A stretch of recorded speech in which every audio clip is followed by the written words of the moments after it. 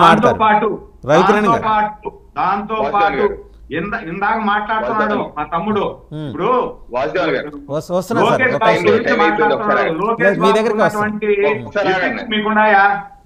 లోకేష్ బాబుని గురించి ఏం మాట్లాడతారు మీరు? మీలాగా ఏమన్నా నోరు బారేసుకుంటాడా? ప్రశాంతమయంగా ఆయన పని ఆయన చేసుకుంటున్నాడు. ఆయన మీద ఎందుకు పడి ఏడుస్తారు మీరు? ఇంకా రైట్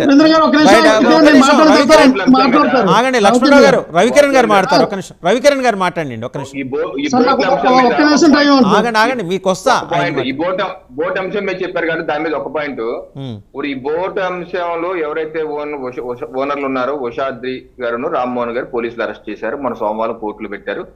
ప్రభుత్వం కూడా వాదన వినిపించింది. ప్రభుత్వ వాదనలో ఏకీభవించి వాళ్ళని రిమాండ్ పంపించారు. అయితే వారు రామ్మోహన్ గారు వచ్చేసి తలసాని రఘురామ్ గారి బంధువులు అని చెప్తున్నారు. సో బట్ ఇప్పుడు వైసీపీ పార్టీ వాదన ఏంటి?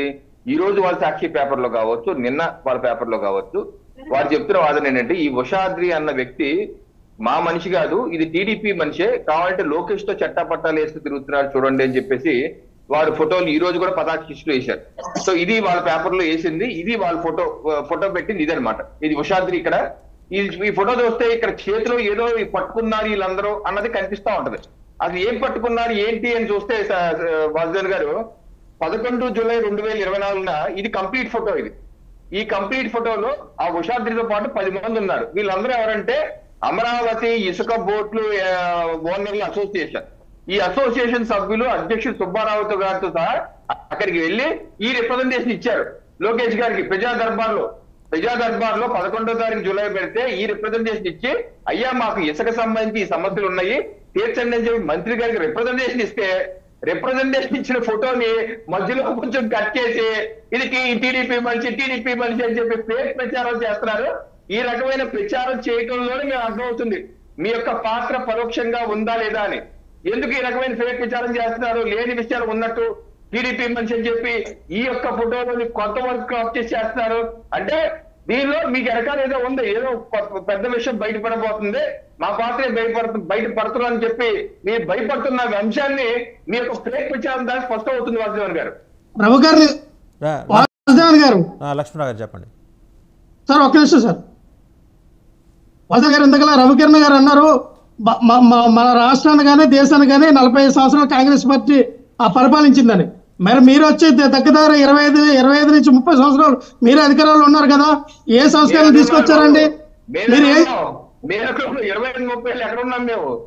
సార్ సార్ రాష్ట్రంలో కాదు కేంద్రం గురించి మాట్లాడుతున్నారు సార్, రాష్ట్రంలో కాదు. ఒకసారి వినాలి మీరు వినాలా? మీరు వినాలి సార్. రవికిరణ్ గారు మీరు అన్నారు కదా, మీరు ఏమన్నారు శర్మిలా గారి గురించి కాంగ్రెస్ పార్టీ ఏం చేసిందని? కాంగ్రెస్ పార్టీ ఏం చేసిందా ఏమన్నది అంటే, మరి చంద్రబాబు నాయుడు గారు రాష్ట్రంలో 4 సార్లు సీఎంగా అయ్యారు కదా, ఆయన ఏం చేశారు? ఆయన మీద కట్లపోయారు, బొడబడి మీద అదే ఎందుకు చర్యలు తీసుకెళ్ళిపోయారు? ఎందుకు తీసుకెళ్ళిపోయారండి? 5 సంవత్సరాలు మేము పరిపాలిస్తే రాష్ట్రంలో జరిగిన అన్నింటికి మేమే కారణమా? 5 సంవత్సరాలు పరిపాలిస్తానికి రాష్ట్రంలో జరిగిన కారణాలు అన్ని మేమే కారణమా? ఎంత దారుణంగా మాట్లాడతారు మీరు?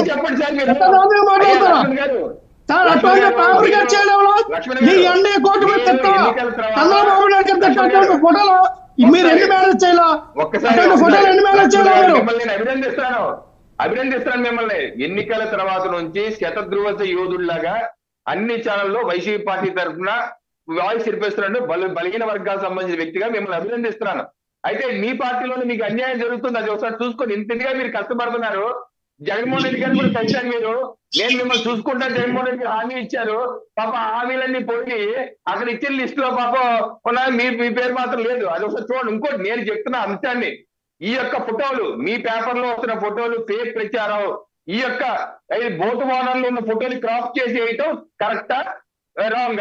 ఇది మీరు చెప్పండి, ఎంతవరకు కరెక్ట్? ఇది రిప్రజెంటేషన్ పట్టుకొని చేయడం ఎంతవరకు కరెక్ట్? కిరణ్ గారు, ఇప్పుడు మీరు దాని గురించి కరెక్టే తప్పని మీరు మాట్లాడుతూ ఉన్నారు. మీరు చేసిన ప్రచారం ఏంటి? సార్? బోర్డులో మీరే పెట్టారు, అదేదో ప్లాస్టిక్ తాడుతో కట్టారు, అందుకు మునిపోయి ఇచ్చిన ఎవరు కడతారు సార్? 40 నుంచి 50 టన్నులు ఉన్నటువంటి బోట్లని అవే చిన్న దారంతో కడితే ఆగిపోతాయా? ఎవరు తీసుకోవాలి చర్యలు? అవి మీరే కేవలం ఆ రోజులో 2 బోట్లు వచ్చినాయన్నా, ఈ రోజులో 3 బోట్లు 5 బోట్లు వచ్చాయన్నా, తీసుకెళ్ళింది మాత్రం మీ టీడీపీ నాయకులు. ఈ రోజున ఎవరైతే అక్కడ సిండికేట్ చూపించినటువంటి ఇసుక కాంట్రాక్టర్లు ఎవరైతే ఉన్నారో అశేషుల వాళ్ళు లోకేష్ గారితో చంద్రబాబు నాయుడు గారితో కుమ్మక్కై చేసినటువంటి ఈ కార్యాచరణ ఖచ్చితంగా వాళ్ళందరినీ కూడా విచారణ చేపించాలి. దీనిపై పెద్ద ఎత్తున ఎంక్వైరీ చేపించి దాని తర్వాతలో ఉన్నటువంటి నాయకులు ఎవరో మస్తాన్ గారు కైండ్లీ కంక్లూడ్. ఓకే లక్ష్మణరావు గారు టైం కూడా అయిపోతుంది. మస్తాన్ గారు కైండ్లీ కంక్లూడ్. మస్తాన్ గారు క్విక్. వాసుదేవ్ గారు, ఇప్పుడు తెలుగుదేశం పార్టీ కానీ జనసేన కూటమిలో ఉన్న పార్టీలు ఏవైతే ఒకళ్ళ మీద ఒకళ్ళు వైసీపీ కానీ వరదలు, నేను నిన్న స్వయంగా వరద ప్రాంతాలకు వెళ్ళాను. దానికి సంబంధించి ఒక విజ్ఞప్తి చేయదలిచాను. ఇప్పుడు దాదాపు 1,00,000 కుటుంబాలకు సంబంధించి వాళ్ళ ఇంట్లో వంట వండుకునే పరిస్థితి కానీ ఏమి లేదు. ప్రభుత్వం మాత్రం ఆహార పొట్లాలు కానీ అవన్నీ కానీ పంపిణీ చేయడం దాదాపు నిలిపేసింది. అయితే దాదాపు ఇంకో 10 రోజుల పాటు వాళ్ళకి ఇంట్లో భోజన ఏర్పాట్లు కానీ అవన్నీ కూడా చేస్తే బాగుంటున్నది నాకు అనిపించింది. చాలా మంది బాధితులు కూడా చెప్పారు వాళ్ళు ఇప్పుడు వంటలు చేసుకునే పరిస్థితి కానీ ఉపాధి కల్పించుకునే అవకాశాలు కానీ వాళ్ళ దగ్గర చేతిలో కానీ డబ్బులు లేవు. ఈ బురద చల్లుకోవడం మానుకొని 2 పార్టీలు కానీ కూటమిలోని పార్టీలు అన్ని కూడా ఆ బాధితులకు సహాయం చేసే కార్యక్రమాల మీద దృష్టి పెడితే రైట్. థ్యాంక్ యూ మస్తాన్ గారు, రవికిరణ్ గారు, లక్ష్మణరావు గారు, మహేష్ గారు, అలాగే ఊట్ల సురేంద్ర రెడ్డి గారు, అందరికీ ధన్యవాదాలు. సో ఓవరాల్గా డెవలప్మెంట్ ఏంటంటే అప్రూవర్గా మారిన అప్పిరెడ్డి భూ కబ్జాల వ్యవహారాన్ని బయట